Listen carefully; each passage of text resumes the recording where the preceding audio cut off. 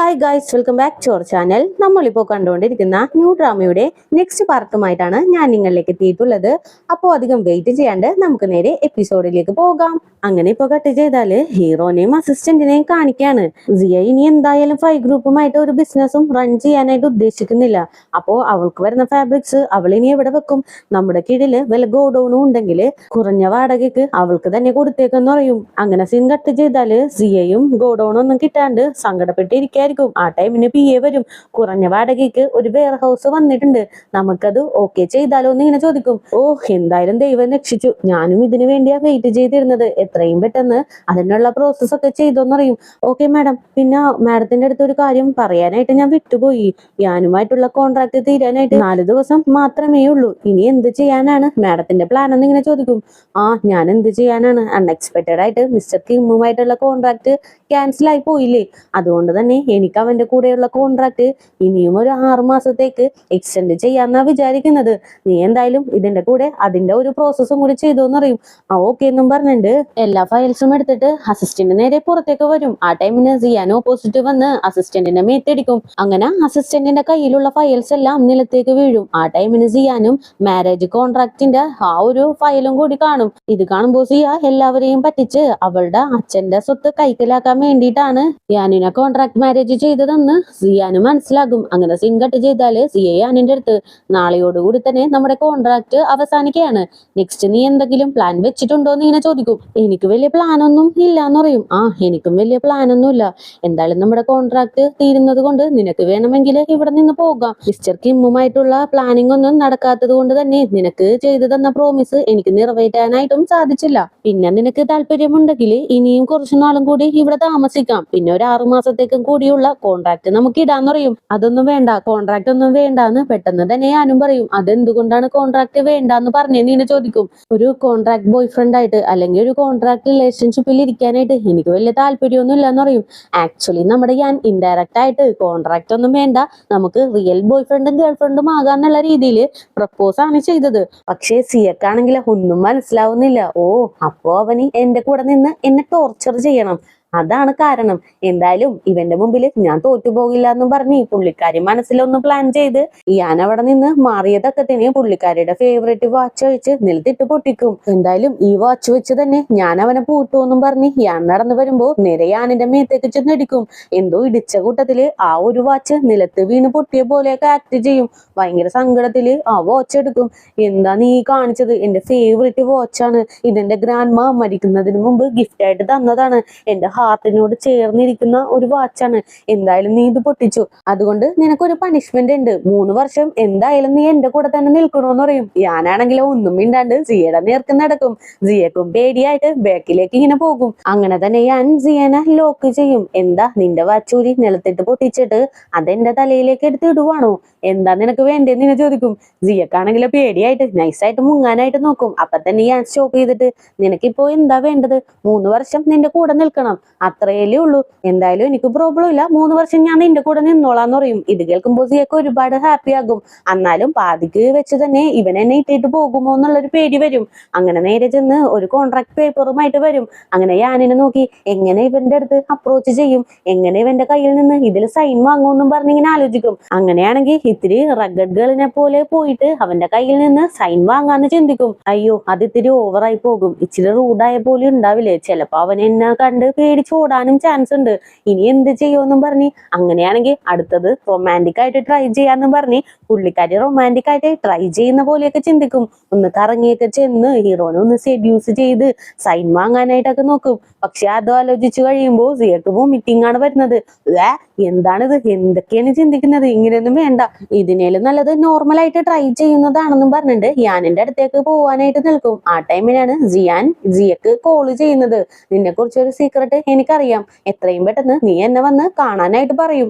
ഇത് കേട്ട് പേടിച്ചാണ് സിയാനെ കാണാനായിട്ട് ചെല്ലുന്നത്. ചെന്ന ഉടനെ തന്നെ സിയാനും നീ നിന്റെ ഫാദറിന്റെ സ്വത്തൊക്കെ കൈക്കലാക്കാൻ വേണ്ടിയിട്ട് പിന്നെ എന്റെ ഫാദറിനെ പറ്റിക്കാൻ വേണ്ടിയിട്ടും കൂടി യാനിനെ നീ കോൺട്രാക്ട് മാരേജ് അല്ലേ ചെയ്തത്, ഈ കാര്യങ്ങളെല്ലാം എന്റെ ഫാദർ അറിഞ്ഞാല് എന്തൊക്കെ പ്രശ്നങ്ങളായിരിക്കും ഇവിടെ നടക്കാൻ പോകുന്നതെന്ന് നിനക്ക് പ്രത്യേകിച്ച് പറഞ്ഞു തരേണ്ട ആവശ്യമൊന്നുമില്ല, യാനിന്റെ ജീവന് പോലും ആപത്തായിരിക്കും. ഞാൻ എന്തായാലും ഈ കാര്യം എന്റെ ഫാദറിന്റെ അടുത്ത് പറയാണ്ടിരിക്കണമെങ്കിൽ എത്രയും എത്രയും പെട്ടെന്ന് നീ യാനിനെ ബ്രേക്കപ്പ് ചെയ്യാനായിട്ട് പറയും. അതുമല്ലാണ്ട് സിയാന്റെ കയ്യിൽ ഇവള് യാനുമായിട്ട് ഇട്ട കോൺട്രാക്ടിന്റെ ഒരു പേപ്പേഴ്സ് ഉണ്ട്. ഇതും കൂടി കാണുമ്പോൾ സിയക്ക് പേടിയാകും. എന്തായാലും നിങ്ങൾ യാനിനെ ഒന്നും ചെയ്യരുത്. എന്റെ ആവശ്യത്തിന് വേണ്ടിയിട്ട് ഞാൻ സെൽഫിഷായിട്ട് ആലോചിച്ചാണ് യാനിനെ ഈ പ്രോബ്ലത്തിലേക്ക് തള്ളിയിട്ടത്. ഞാൻ എന്തായാലും അവനെ ബ്രേക്കപ്പ് ചെയ്തോളാം, നിങ്ങൾ അവനെ ഒന്നും ചെയ്യാണ്ടിരുന്നാൽ മാത്രം മതി എന്ന് പറയും. അങ്ങനെയാണെങ്കിൽ ഓക്കെ, ഞാൻ എന്തായാലും അവനൊന്നും ചെയ്യുന്നില്ല എന്നും പറഞ്ഞിട്ട് ആ കോൺട്രാക്ട് പേപ്പർ സിയയുടെ കയ്യിൽ കൊടുത്തിട്ട് സിയാൻ അവിടെ നിന്ന് ഇറങ്ങി പോകും. പക്ഷെ ആ പേപ്പേഴ്സിൽ ഒന്നും തന്നെ ഉണ്ടാവില്ല. ഇവളെ ജസ്റ്റ് ഒന്ന് പറ്റിക്കാൻ വേണ്ടിയിട്ടാണ് സിയാൻ ഇങ്ങനെ ഒരു അടവെടുത്തത്. പാവം നമ്മുടെ സിയ ഇതൊന്നും അറിയാണ്ട് എല്ലാ സത്യങ്ങളും സിയാന്റെ അടുത്ത് തുറന്നു പറയും. പിന്നെ വേറെ നിവൃത്തിയില്ലല്ലോ, പുള്ളിക്കാരി നേരെ വീട്ടിലേക്ക് വന്ന് ആ പേപ്പേഴ്സ് ഒക്കെ നശിപ്പിച്ചോണ്ടിരിക്കായിരിക്കും. ആ ടൈമിന് യാൻ വന്ന് ഇതെല്ലാം കാണും. എന്ത് പറ്റി സിയ, കോൺട്രാക്ട് റിന്യൂ ചെയ്യുന്നില്ല എന്നിങ്ങനെ ചോദിക്കും. ഇല്ല, ഇനി അതിന്റെ ആവശ്യം ഉണ്ടാവുമെന്ന് തോന്നുന്നില്ല. എന്തായാലും നിനക്ക് ഇവിടെ നിന്ന് പോവാന്ന് പറയും. ഓ അങ്ങനെയാണോ കാര്യങ്ങള്? അങ്ങനെയാണെങ്കിൽ ഇന്ന് തന്നെ ഞാൻ പോയിക്കോളാം. പാരീസിൽ എനിക്കൊരു ചാൻസ് കിട്ടിയിട്ടുണ്ട്. ഇന്ന് നൈറ്റാണ് ഫ്ലൈറ്റ് എന്ന് പറയും. ഓ അപ്പൊ നീ ഇന്ന് നൈറ്റ് പോകുമോ? ഇന്ന് നൈറ്റ് എനിക്കൊരു വീഡിയോ കോൺഫറൻസ് ഉണ്ട്, അതുകൊണ്ട് നിന്നെ സെൻഡ് ഓഫ് ചെയ്യാൻ വരാനായിട്ട് എന്നെ കൊണ്ട് സാധിക്കില്ല. ബെസ്റ്റ് ഓഫ് ലക്ക് എന്നും പറഞ്ഞിട്ട് സിയ അവിടെ നിന്ന് നടന്നു പോകും. യാനിനാണെങ്കിലോ വല്ലാത്തൊരു ഹാർട്ട് ബ്രേക്ക് ഒക്കെ സംഭവിച്ചിട്ടുണ്ട്. വല്ലാണ്ട് ഫീൽ ചെയ്ത് സിയ പോകുന്നത് നോക്കി നിൽക്കും. അങ്ങനെ നൈറ്റുമാകും. സിയ ഒറ്റക്ക് മാറിയിരുന്ന് ഭയങ്കരമായിട്ട് ഫീൽ ചെയ്യാനായിട്ട് തുടങ്ങും. തന്റെ മനസ്സിനുള്ളിലുള്ള സ്നേഹം അവനോട് തുറന്നു പറയാൻ പറ്റിയില്ലല്ലോ എന്നോർത്ത് വല്ലാണ്ട് യാനിനെ ആലോചിച്ച് ഫീൽ ചെയ്തോണ്ടിരിക്കും. അപ്പൊ പെട്ടെന്ന് കറണ്ട് പോകും. ഇരുട്ടായാൽ തന്നെ സിയ പാനിക് ആകുമല്ലോ. അങ്ങനെ വല്ലാണ്ട് പേടിച്ചിരിക്കും.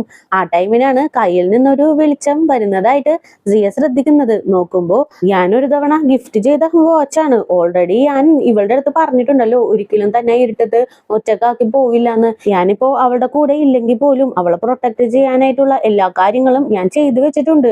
ഇത് കാണുമ്പോൾ സിയക്ക് വല്ലാണ്ട് ഫീൽ ആകും. എന്തായാലും അവനെ വിടാനായിട്ട് പാടില്ല എന്നും പറഞ്ഞ് ഓടി വീടിന് പുറത്തേക്ക് വരും. പ്ലീസ് ഞാൻ നീ എന്നെ വിട്ടിട്ട് പോവരുത്, എനിക്ക് നിന്നെ ആവശ്യമാണ്, നിന്നെ എനിക്ക് ഒരുപാട് ഇഷ്ടമാണെന്നും പറഞ്ഞിട്ട് ഒച്ചത്തില് വിളിച്ചൊക്കെ പറഞ്ഞ് കരയാനായിട്ട് തുടങ്ങും. പക്ഷെ ഞാൻ അവിടെ നിന്ന് ഓൾറെഡി പോയിട്ടുണ്ട്. ഇത് മനസ്സിലാക്കുമ്പോൾ സിയക്ക് വല്ലാണ്ട് സങ്കടമൊക്കെ വന്ന് കരഞ്ഞോണ്ടിരിക്കും.